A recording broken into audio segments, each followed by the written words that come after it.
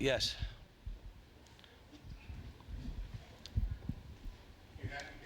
Yeah. I just went on TV and I said, the only reason this will work is because the players are allowing it to work. And that means you got kids with high character. You have kids that care about one another, that trust each other. Basically trust what we're doing here, that we got their back. If they looked at me and didn't trust, like I'm pushing guys over and making guys sit that should be playing or trying to play this guy, they know this is about covering for each other, trusting each other. Just had a guy come in and talk to our team about being, to really trust and care. You can't be afraid to be vulnerable. And, he also talked about, in your 20 minutes, you could be the most efficient player in the country. You can do that, and we're doing it. I mean, we're passing the ball to each other. This after 10 or 12 games, I'll evaluate, see if we need to tweak anything. And the second thing is, at the end of the day, is this the best way we can play to go compete for the whole thing? And that's what my job is, to evaluate that and figure it out. What I've told them is this is not communism. Someone deserves to play more, they will. One group deserves to play more, they will. And just talk to them about it. And then whatever I end up doing will be decided on the court. And it won't matter if you're a freshman, a junior, or a sophomore. John, the way since we have no seniors. We may have this team back next year. We could be really good. John, the way that Trey played tonight, is that just pretty typical of what you see in practice? Yeah, but he's not offensive rebounding the way he needs to. He's still not running the court the way he needs to. He's got to step it up. But he's where the Twins were last year, where he didn't have the summer. And he just got back into it.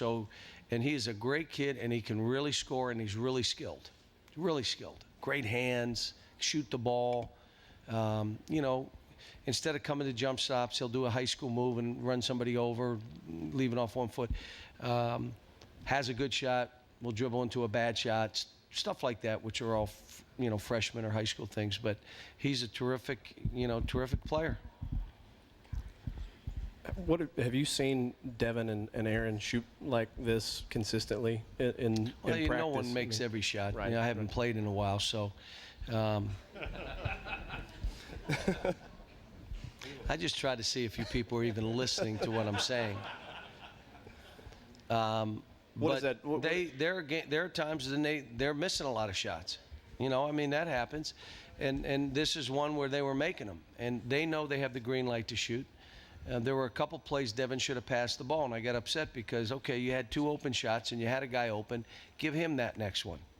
There were a couple one-mores, which are that extra pass that we didn't make today, that I was disappointed in the guys because we've been good with it. But as I say that, we had 32 assists.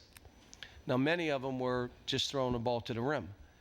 But when you're Willie Cauley and you're 7 foot tall, I don't care who's out there. If Kareem is out there, we're still probably trying to throw that pass.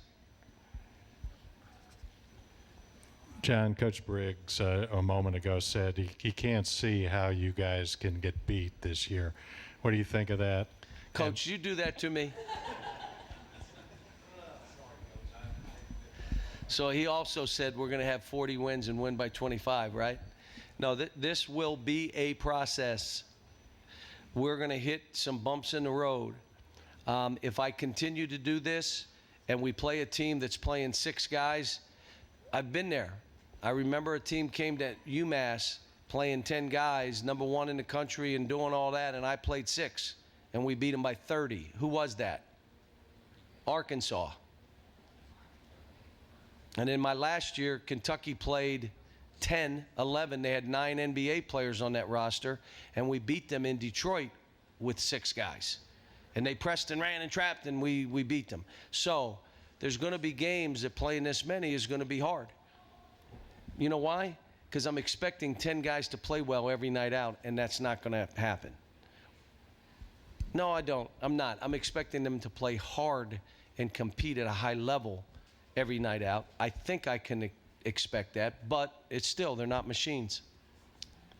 John, it's kind of along the same lines. In a normal year, a player would say, if I don't play well, I could lose some minutes. In this platoon system, you have some kind of good peer pressure. If I don't play well, my platoon may lose minutes. Right. And I want them to talk to each other.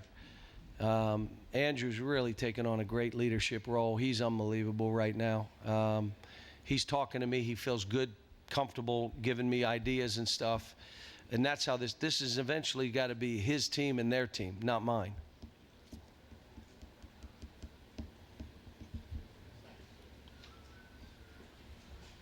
Cal, when you say Andrew gives you ideas and stuff, what's an idea he might give you? Like, Coach, make sure they're getting the ball to Trey some. Make them find Trey.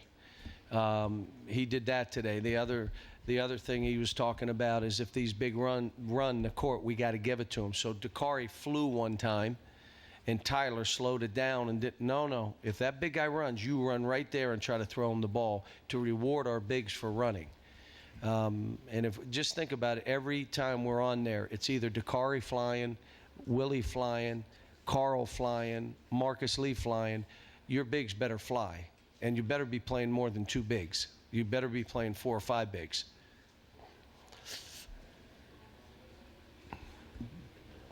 John, you talk a little bit at this stage how you feel about your defense and what you hope over the next few weeks to see there. We got to get better. We still have some guys breaking down on pick and roll. Carl's got a long way to go. Trey's got a long way to go. Devin is really playing hard. I'm really pleased with how hard he's playing, but he's breaking down, taking chances defensively he doesn't need to take. We haven't done a whole lot of teaching of the trapping defense, so I'm just kind of throwing them out there. So the mistakes we made today were all out of the trapping defense. Couple, we didn't get up and guard people, but when we trapped, and again, we haven't worked on it, so that's why I didn't get too upset.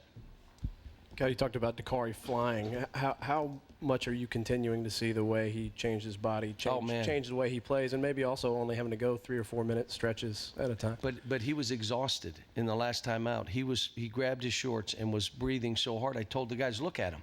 That's what you all should feel like walking off this court. A friend of mine watched our game last week and said, as soon as your guys realize they can even play harder than they're playing, it becomes scary. It becomes scary. But I'm just telling you, folks, it is a process. There's going to be a game or two we're going to lose, and you're going to look at me and say, what? And I'm going to say, it's about these kids. I'll figure it out. I'm not doing it yet. And this is going to play out. It may be a tweak, maybe more than that. We'll figure out. But when you're playing 10 and another guy's got a solid 6, I've been there now. I've been there. The only difference is we really have more than a solid 10. I mean, is there a weak link out there? Is there one guy, well, he shouldn't be? No. I mean, every one of those guys deserves the minutes. Yeah, his body looks good. He's physical. He rebounds. What do you have rebounded today? 10 rebounds in how many minutes? 17 minutes? He could have had a couple more, I guess, but Carl had 8 rebounds in 18 minutes. That's big. John, how comfortable are you with the platoons as they are constituted right now? I'm comfortable. The only thing we got to do is if I'm making subs the last 7 or 8 minutes of the game, what would that be? And we got to start playing that unit this week. I just haven't done it. So I've asked each staff member to give me a finishing 5 that we would want to finish off a game with. Would it be that veteran team with Carl, or would there be a substitution or 2 in there? And what would that be? And I asked them to give me their opinions. I have my own, but I want to hear what they're saying. Now that I said that, I probably have 7 million suggestions on KSR. I don't listen to any of them. You do know that, right? Yes. Yep. Because I told him, you go 1 for 10, I can't play you that much. You do understand that. I love you. Oh, you're the greatest kid, but I'm not playing you. You do know that, right? And he comes over the gym. He's in there at night. We got a couple other guys that they went 2 weeks without being in there, and they started shooting bank misses. Like, why aren't you in here? Like, you walk 12 steps, you're in this practice facility. We don't have to be here. Spend 40 minutes before you go to bed. So these guys are committed. That's what's great about it. One, they're committed to each other, but they're committed to getting better. And the ones that are a little bit on that edge, like you got no choice here. You know, success isn't an option. If we have to drag you, then that's what we'll do. Don't want to. Rather them do it themselves. That makes them even better. Anything else? Thanks to Georgetown, you guys. Appreciate it. They'll win their 30 games this year. And Pikeville's pretty good too now. Oh, they play Thursday? Wow. Thursday, where am I going to be? No, got to practice. Thanks, guys.